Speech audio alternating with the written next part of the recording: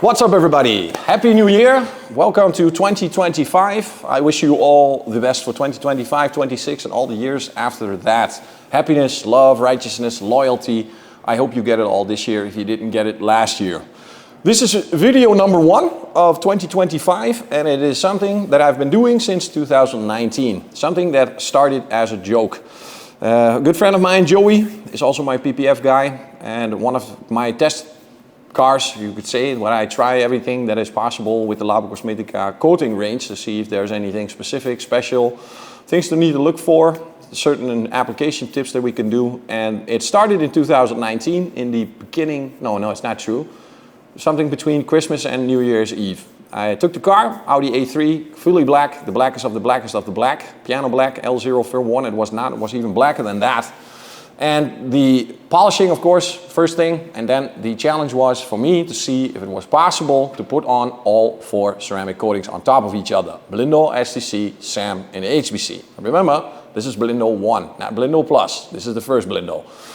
The seemingly a little bit more attention-wise Blindo. Now, the project was very much fun. I spent a lot of time shooting stuff, filming it and everything, and then I was thinking, okay, now it's time to put on ceramic coating. I was very arrogant because master detailer, if something such as that exists, please, there's a stupid fucking title, my God. Okay, my arrogance was I put on Blindo, I put on STC, but I put on SAM. Then I was thinking, hey Reggie, maybe it's a good idea to put the car outside to see if everything went well. I was so arrogant that I thought I did Blindo and STC perfectly. When I put the car outside, we saw so many high spots that it was impossible for me to shoot an end result video because from every angle there was a high spot. Now the issue was which coating made the high spot. For me it was not identificationable, I even know the word, but there was no more way for me to identify which one made the high spot. So what I did, I polished it off again and did it all over again, spending about 100 milliliters of Blindo on one car. Yeah, it's a good thing that this was sponsored by Labo Cosmetica. It would be a pretty expensive operation. This is what we have been doing for the last couple of years, and now he also has a new car, a Golf 7 Variant R. Lowered OZ rims, package, I don't know what else, PPF some places. Black paint, but metallic, not as black as the Audi. And I've been doing this car for a couple of years now, and I I did this car somewhat about 6, 7, 8, 9 months. I don't know exactly. I'm just looking through the phone if I can find any videos from that moment. But it was just an HPC Pro application. And when I was inspecting the car, I was blown away by how the paint was still looking because he did not change his chemicals. He did not change his wash sequence. However, the car looked better than ever. It was almost non-polishable. And I want to show you some clips in the video where you can see clearly that this car has a marring on top of that. Mind yourself, this is a family car. There are 4 women sitting in the car, the mother and the 3 beautiful daughters. They also spend time in this car, and his request was also to do some of the interior. Now for the interior I'll come back a little bit later, because we were looking at a situation because the car has a full front of PP, not full front bumper and front hood. There's only one hood, but the hood is where the PPF is. And when I was inspecting this hood, I found some water spots on the PPF. So I took this opportunity to take a moment to see if Preludio Acidic is capable of taking off these water marks from the PPF. Now before you have to visualize first where these water spotting are. Very easy way to do it. Spray a little bit of mist of water on the surface. Go back and forth with a towel. You will see the spotting happening. You will see the spotting lighting up because of the humidity or the liquid of water on that surface, as I could show you right here. Now my dilution used 1 to 5. Spray on, let it dwell. See how long the dwelling time is necessary. I got a nice inside, so I'm not worrying about temperature or anything. So very easy to see that this product already did most of the thing in the first hit. Reapplied the product, gave the dwelling time a little bit more, and the mechanical action in this case was nothing but the wipe of a microfiber towel. And it was beautiful to see that this cleared up perfectly, because if we start polishing PPF, we might change something on the surface. We might either destroy the top coat or diminish the self-healing. So polishing PPF is something that we need to avoid. At least that is what I think you need to avoid to keep the warranty of the manufacturer of the PPF alive. If you start polishing PPF, I'm pretty confident that they don't state that you can polish the PPF with a certain specific compound or anything. So it's something that the detailer needs to figure out. But cleaning through abrasion is then the key. You're not really polishing the PPF, you are using the polishing machine and some compound or polish to remove those marks. So yeah, basically cleaning through abrasion, in this case polish with the machine. So I wanted to try it if it was capable by doing it only with a chemical, saving time, money, effort, energy, whatever, all those things. Then it was time to put something on the PPF to try out some stuff that might or might not work with PPF.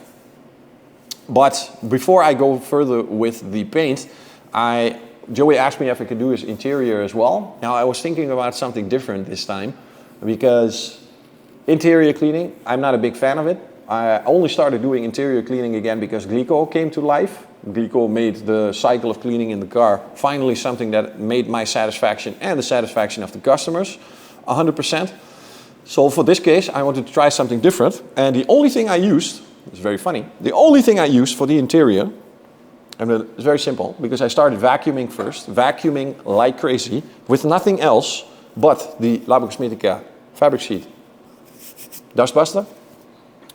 The only case where I ever use a dumbass brush like this, because it's the stupidest brush ever made, to remove some dust, because it has no brushing action. You can maybe move some dust, but there is no brushing action like this. It's maybe chemical dispersion. So I use this just for the dust, and then a very simple, basic, small vacuum cleaner. Nothing professional, very simple, and that is how I generated the result on the interior. Even the first stage of cleaning the Alcantara steering wheel, I used this brush and a little bit of agitation. So slowly trying to whip up those fibers to remove anything from the Alcantara before I start using any chemicals, because I did not use any chemicals for this. Especially because there are little children being transported in that cart. So I don't want anything unnecessary in that cart. So I'm not going to use coatings, protectants, chemicals, heavily chemicals, because there are children inside. They do not have the same they do not have the same resistance against those chemicals that we do, and we have to protect the future, and the future is our children, of course.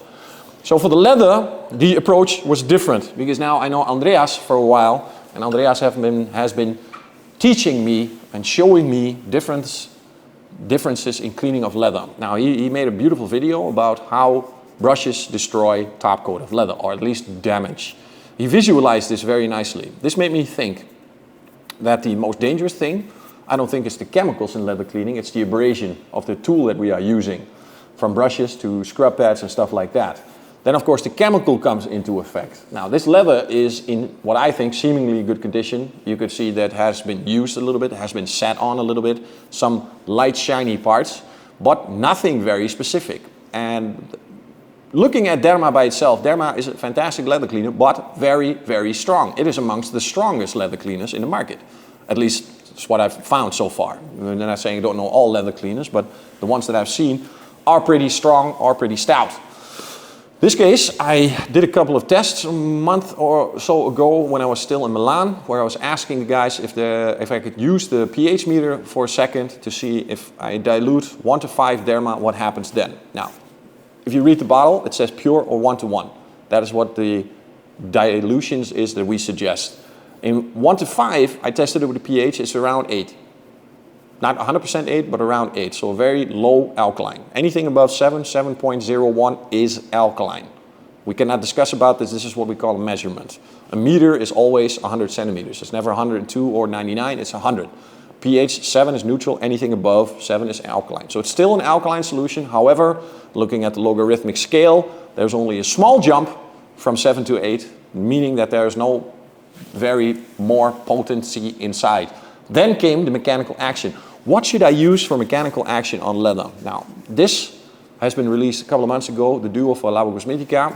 Even now, it's been using it full time, and still it's pretty damn clean. Thinking about what I did with this. If this scrub pad could speak, nobody would use it anymore.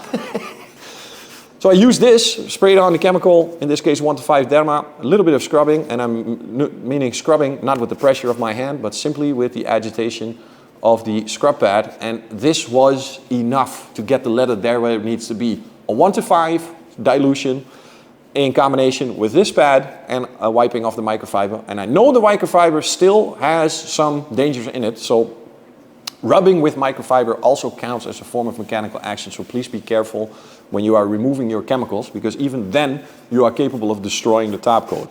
And the downside from a matte top coat is that you are not going to see it very soon. You are going to see it in years. A good example was last year or the year before, I did the Audi, the green one. I was doing the interior, I was spraying on Derma, and I saw Derma disappear in the seat, meaning there is no more top coat to reject the chemical. It was literally absorbing the chemical.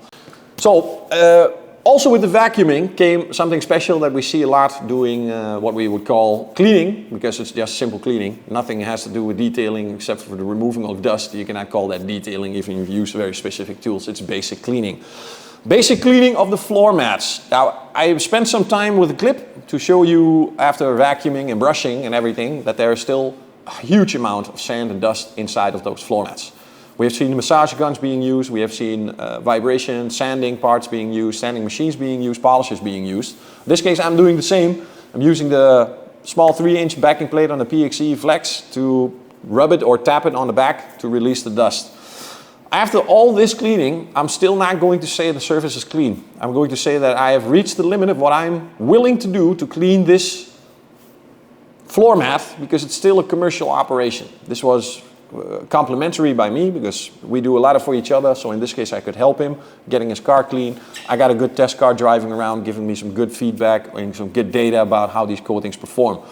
So for me, if it's a commercial operation, you cannot spend 1 hour on a floor mat. Even with rinsing out of water, it's still not clean. So we have to accept certain cleanliness levels to be done in a commercial operation. Because if you say, okay, I want it clean, and you just give me an unspoken time limit, I will sit down and I'll make sure that I spend 5 hours just cleaning a floor mat that is 100% clean. Something that's going to be a repeated operation, because that floor mat is only going to stay clean for as long as nobody's going to sit in that car. Then we already did the paint inspection, and then I went outside to the car back again to polish the car with Fiero. In this case I wanted to use Fiero because Fiero was strong enough to remove HPC Pro to get it off from the surface and make sure that the surface is immediately prepped to take on a new coating. You could say maybe it was a good idea to do Veritas again, but knowing that HPC Pro is not the thickest, I would say, but it is also easy to remove through mechanical action, in this case polishing. Very light mechanical action was enough to take off the coating. If you're using Blindo or STC, there's a lot more compounding you need to be done. Probably rotary wool pad to get it onto the side, to get it off fast. But that's with physical coatings. Generate some heat, generate some temperature, and then maybe even get the opportunity to see a rainbow in your polishing sequence with Fiero. Yes, this is a visual reference that sometimes happens, not all the time, depends also on the clear coat, how it behaves. Sometimes on darker colors you could see a light purple greenish rainbow after polishing with Fiero. If you polish enough, you always have easy removal. So if you don't have easy removal, that means there is a lot of polishing to be done. Either decrease the surface or increase the surface, make a bigger surface, or you manage a little bit less polish. But the wipe off should be easy, very important because you're finishing. That temperature doesn't need to be 150 degrees, just nice and lukewarm, I would say. Nice and lukewarm is enough to transform this particle inside of Fiero into that bonding agent. Like I said, you are still welcome to remove everything from the surface with Veritas and then coat. But in this case, my confidence with the use of this product says that it is enough to remove the HPC Pro to set a good base for the coating that I'm going to apply after that. I had something that we are in development with, so it's in the middle of development, so I took a mid version from a certain product that we are trying to either improve or enhance or change. I have no idea what this coating could do. I only did a couple of tests in duration, how long you could leave it onto the surface before wiping off. And that is especially important if you want to do speed. If you can do larger surfaces, you can coat faster. If you have to coat smaller sections, you are taking more time. Then comes the amount of product that we lose in the suede, or the product that we lose by wiping off. So generating the right amount, how this car is easily coated with the right amount of product, is the challenge here. Right? We could say we can do 50 milliliters of one car, but there are also possibility maybe to do 2 cars. Now this is something that you can find out by experiencing the product. They try to change every time. Try to change something every time. The application was fairly easy. It was very surprising because the stuff inside had some physical content, not too much, but a little, and that little was enough to generate a glass-like substance in the range of Blindo. Now, I'm not saying that the same ingredients as Blindo are in there, because it's a different ingredient, but the clarity of what is being dried up, so I leave it to dry to see what is left, if there's any physical stuff in there, if there's any, you never see SiO2, you never see titanium oxide, you only hear about these things because they are just in a liquid that we see as clear as water. So we don't see these nanoparticles, but we can improve the amount of those nanoparticles landing on the surface by managing time, temperature, mechanical action in the form of wiping, the amount that we put on, the visual reference necessary in the form of a rainbow or in micro bubbles. And after that, I applied HPC Pro, because in HPC Pro the challenge is the amount. How little do you need? In my opinion, it's better to do 2 times a little than 1 time a lot.